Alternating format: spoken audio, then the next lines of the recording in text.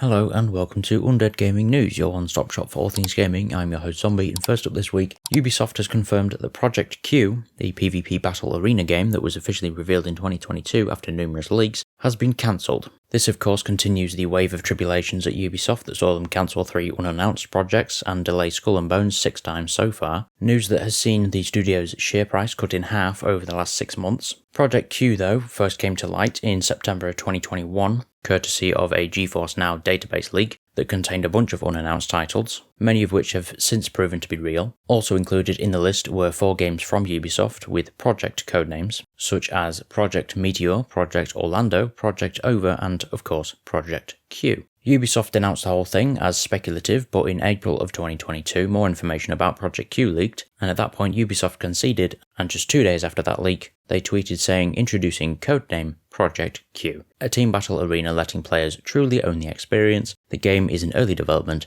and we will keep testing, so for now all you can do is register for upcoming tests. But of course, now Ubisoft has confirmed that Project Q is no longer in development, stating, "We can confirm that we no longer support the development of Project Q in order to focus on priority projects to which our teams are being reallocated." But Ubisoft is facing other problems as a union has called for a strike at the Ubisoft Paris on January the 27th. It arises from statements made by the Ubisoft CEO, who said in an update that the company is looking to cut €200 million in expenses over the next 2 years through targeted reconstructing and divesting some new core assets and usual natural attrition. In a follow-up email to Ubisoft employees, he told workers he needs their full energy and commitment to ensure that they get back on the path to success, and also asking each of them to be especially careful and strategic with their spending and initiatives, to ensure that they're being as efficient and lean as possible. Those words attracted the attention of the union, which called those comments catastrophic and accused the CEO of planning staff reductions, discreet studio closures, salary cuts, and disguised layoffs. The union also stated on several occasions he's trying to shift the blame, once again, onto the employees. He expects us to be mobilised, to give it our all, to be as efficient and lean as possible. These words mean something. Overtime, managerial pressure, burnout, etc. He asks a lot from his employees, but without compensation. The studio said salaries at Ubisoft have failed to keep up with inflation, and that the company has not implemented a 4-day work week, which they previously promised to do, and that there are no projects in place for the exhausted dev teams after their projects are completed. The union is making 4 demands, which are an immediate 10% increase for all salaries, regardless of annual increases, to compensate for inflation, the improvement of working conditions, in particular the implementation of the 4-day workweek, transparency on the evolution of the workforce, both locally and globally, and finally a strong commitment against disguised dismissals and condemnation of abuse managerial policies that push employees to resign. The union concluded their statement by saying, "And because him and his clique only understand the relationship of power, we are calling on the employees of Ubisoft Paris to go on strike on Friday the 27th of January in the afternoon from 2 to 6 p.m. The Ubisoft CEO also faced some tough questions from staff about recent missteps and future plans in a company-wide Q&A session, and that meeting came just a week after they announced the new cancellations, delays, and cost-cutting measures and told employees the ball is in your court via an email. A list of questions were submitted in advance through corporate communication channels. One of those questions said, "The ball is now in our court. For years it's been in your court, so why did you mishandle the ball so badly? So we, the workers, have to fix it for you." The CEO opened the meeting by apologising, saying, "I heard your feedback and I'm sorry this was perceived that way. When saying the ball is in your court to deliver our lineup on time at the expected level of quality, I wanted to convey the idea that more than ever, I need your talent and energy to make it happen. This is a collective journey that starts, of course, with myself and with the leadership team to create the conditions for all of us to succeed together." While that clarification resonated with some developers, others still feel management is out of touch and found little in the meeting to reassure them. None of the executives directly addressed the recent call for a strike over working conditions at the company's Paris studio though. However, moving away from Ubisoft, we have Marvel Avengers, as it's going to be receiving its last content update and will stop being actively supported. It will get its last balancing update in March, according to a blog post from developer Crystal Dynamics.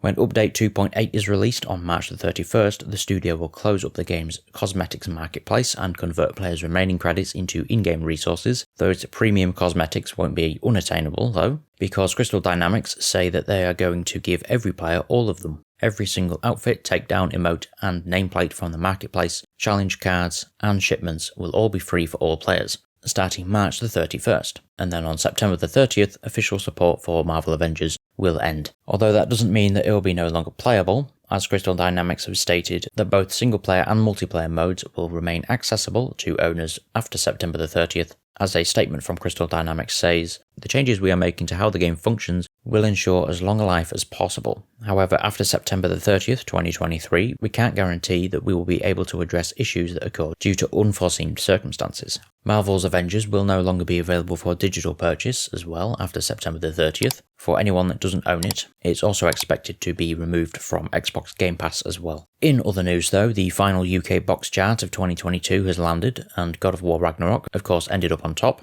Being a big hit over the holidays, it was also boosted by a PS5 hardware bundle, and ended up being the 4th biggest new game launch of the year in terms of sales from physical retailers. FIFA 23 made it to 2nd place on the list after the holidays. Mario Kart 8 Deluxe made it to 3rd place, while Call of Duty Modern Warfare 2 placed 4th. In terms of games that were released in December, Need for Speed Unbound is at number 31 in the list, The Callisto Protocol is at number 34, and Crisis Core Final Fantasy VII Reunion is at 35. For 2022, boxed game sales were down by 10% compared to 2021, but the UK box top 10 for the week ending December 31st, 2022 in descending order are Sonic Frontiers, Minecraft, Animal Crossing New Horizons, Pokemon Scarlet, Nintendo Switch Sports, Pokemon Violet, Call of Duty Modern Warfare 2, Mario Kart 8 Deluxe, FIFA 23, and of course God of War Ragnarok. Also in the news is Skyblivion, which is the project aiming to recreate Oblivion in Skyrim's engine, as the team of modders behind the project have revealed an official release year within their latest trailer, declaring that Skyblivion will be done by 2025 at the latest. It is of course a volunteer-made project, and with this new trailer they do hope to encourage more people to sign up to help out,